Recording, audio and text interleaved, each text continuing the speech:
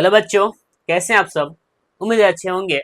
मैं आपका social science teacher Ali sir स्वागत करता हूं आपके अपने यूट्यूब चैनल बोर्ड्स गुरु में।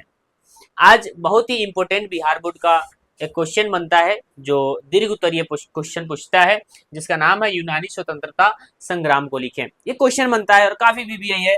देखिए, अगर हम इस क्वेश्चन की बात करें जिसका नाम है यूनानी स्वतंत्रता संग्राम को लिखें, क्वेश्चन ही बोल रहा है यूनानी स्वतंत्रता संग्राम को लिखें। ये बिहार बोर्ड का बहुत ही वीवीआई क्वेश्चन है। अगर आप क्लास 10th में हैं और 2026 के लिए तैयारी कर रहे हैं तो ये क्वेश्चन आपके लिए बेहद इंपॉर्टेंट रहने वाला है और इसको ध्यान से सुनेंगे और इसका नोट्स जरूर बना लेंगे। सबसे पहले बात कि यूनान की बात करें तो सन 18वीं शताब्दी की बात है। 18वीं शताब्दी का अर्थ होता है, कभी भी शताब्दी का अर्थ होता है 100 वर्ष का डिफरेंस होता है। ठीक है, 100 वर्ष का जो डिफरेंस होता है और शताब्दी में होता है। 18वीं शताब्दी का अर्थ होता है कि 1700 से ईस्वी से लेकर के और 1800 ईस्वी तक 18वीं शताब्दी हो जाएगा। उम्मीद है बात समझ में आ गया होगा। तो 18वीं शताब्दी में जो यूनान देश था काफी समृद्ध देश था, जहां पर दुनिया के अलग अलग देश से लोग शिक्षा ग्रहण करने के लिए जाते थे और वहां पर शिक्षा काफी बेहतरीन लेवल की दी जाती थी। उस यूनान देश पर एक देश जिसका नाम है तुर्की, ठीक है, ये उस यूनान देश पर जिसका नाम है तुर्की, तुर्की का अधिकार हो गया। यानी कि तुर्की के लोगों को ऑटोमन साम्राज्य कहा जाता है। यानी कि तुर्की के लोगों को जो ऑटोमन साम्राज्य कहा जाता है, उस ऑटोमन साम्राज्य का यूनान के लोगों पर अधिकार हो जाता है। यानी कि यूनान पर ऑटोमन साम्राज्य का अधिकार था, यानी कि तुर्की का अधिकार था और तुर्की से यूनान के लोग आजाद होना चाहते थे। एक बात और याद रखना, 18वीं शताब्दी में तुर्की को यूरोप का मरीज कहा जाता था।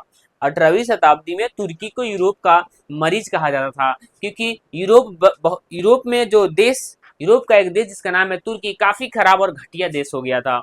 हम जानेंगे उसी की कहानी जिसका अधिकार यूनान पर था। हम जानेंगे, पहले थोड़ा सा पॉइंट यहाँ पर लिखा हुआ है कि यूनान जिसे ग्रीस कहा जाता है।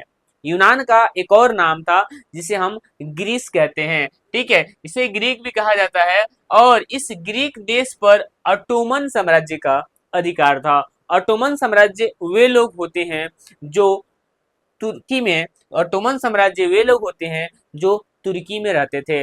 तुर्की के लोगों को ऑटोमन साम्राज्य कहा जाता था और ऑटोमन साम्राज्य के लोगों का धर्म इस्लाम था और यूनान के लोगों का धर्म ईसाई था।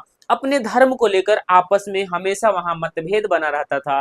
अर्थात तुर्की के लोग यूनान के लोगों को जबरन धर्म परिवर्तन करने को कहते थे, जबकि यूनान के लोग ऐसा नहीं चाहते थे। तो ऐसी कंडीशन में दोनों में मतभेद बनी रहती थी। हमेशा छोटा मोटा देश में गृह युद्ध होते रहता था और यूनान के लोग आजाद होना चाहते थे।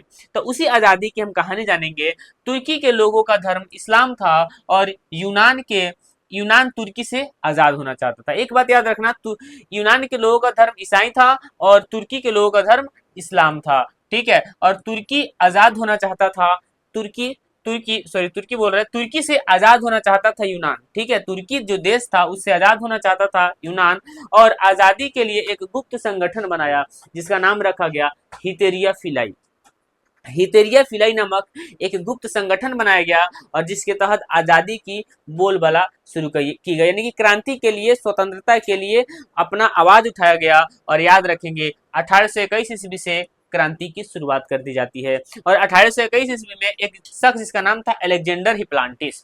अलेक्जेंडर जो हिप्लांटिस थे, ये आंदोलन का नेतृत्व कर रहे थे।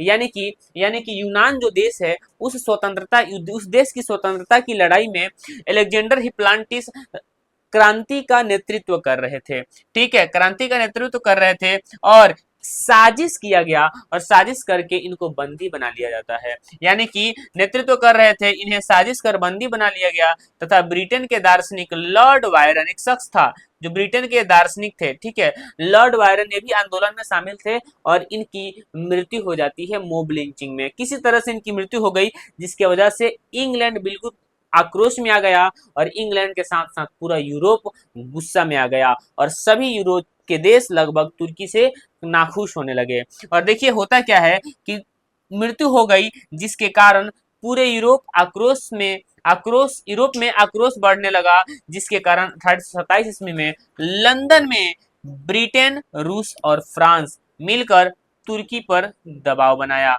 याद रखना 1827 ईस्वी में ब्रिटेन देश तुर्की पर दबाव बनाया। ब्रिटेन, रूस तथा फ्रांस ये तीनों देश मिलकर के, इन तीनों देशों के राजा सम्राट मिलकर के तुर्की पर दबाव बनाया। काहे के लिए? ये यूनान को आजाद करे। लेकिन इस दबाव का तुर्की पर किसी प्रकार का असर नहीं पड़ता है और आंदोलन जारी रहता है। फिर सन 1829 ईस्वी आता है, पुनः दबाव बनाया जाता है, यानी कि यूनान और तुर्की के बीच याद रखना, ऑब्जेक्टिव क्वेश्चन पूछता भी है, यूनान और तुर्की के बीच एड्रियानोपुल की संधि होती है। आजादी के लिए, यानी कि यूनान को स्वतंत्र करने के लिए 1829 ईस्वी में यूनान और तुर्की के बीच एक संधि होती है और उस संधि का नाम दिया गया एड्रियानोपुल की संधि। आपसे ऑब्जेक्टिव क्वेश्चन पूछता भी है कि एड्रियानोपुल की संधि किन दो देशों के बीच में हुई थी? तो याद रखना यूनान और तुर्की के बीच में 1829 ईस्वी में होती है। यानी कि 1829 ईस्वी में एड्रियानोपुल की संधि हुई और इस संधि का प्रभाव तुर्की पर नहीं पड़ा और पुनः 1832 में संधि होती है। यानी कि 1832 में पुनः एक संधि होती है और उस संधि का नाम रखा गया कुस्तुनतुनिया की संधि। उस संधि का नाम लिखा गया कुस्तुनतुनिया की संधि। यानी कि पुनः 1832 ईस्वी में यूनान को आजाद करने के लिए यूनान और तुर्की के बीच एक संधि करी जाती है, जिसे कुस्तुनतुनिया की संधि कहते हैं। और कुस्तुनतुनिया की संधि के तहत यूनान को आजाद कर दिया गया और यूनान का राजा अल्टो को बनाया गया। ये था छोटी सी कहानी। एक बात और याद रखना कि जो रूस देश था ना, रूस में रूस के राजा को वहां जो रूस के राजा रहते थे तो उनको जार कहा जाता था। यानी कि रूस में रूस के राजा को जार कहा जाता था। और 18वीं शताब्दी में यूरोप का मरीज किसे कहा गया? तो ये ग्रीक को कहा गया। यहाँ पॉइंट भी है, आप जरा देख लेंगे इसको भी कि 18वीं शताब्दी में तुर्की को यूरोप का मरीज कहा जाता था तथा यूनान को यूरोप का पालना। ये बात भी याद रखना। यूरोप का एक देश जिसका नाम था यूनान, ये काफी समृद्ध हुआ करता था 18वीं शताब्दी में। ये यूरोप का एक देश जिसका नाम था यूनान काफी समृद्ध हुआ करता था। यह काफी शिक्षित देश हुआ करता था। यहाँ पर दुनिया के अलग अलग जगह से लोग शिक्षा ग्रहण करने के लिए आया करते थे। और यूरोप का पालना का मतलब होता है कि यूरोप को यही पालता था, क्योंकि दुनिया के अलग अलग देश से लोग यहाँ आते थे रहने के लिए, शिक्षा ग्रहण करने के लिए। और इस पर तुर्की का अधिकार हो गया था और तुर्की को यूरोप का मरीज कहा गया। ऑब्जेक्टिव क्वेश्चन बना भी है। और एक बात याद रखना, रूस में रूस के राजा को जार कहा जाता है। यानी कि रूस के राजा को क्या कहा जाता है? जार कहा जाता था। ये बात भी याद रखना। आपको किसी प्रकार का कंफ्यूजन होगा तो एक बार कमेंट बॉक्स में जरूर लिखें और इसको आप एक बार स्क्रीनशॉट या इसको लिख लीजिए। बाकी हम इस लेक्चर में यहीं तक रखेंगे। धन्यवाद।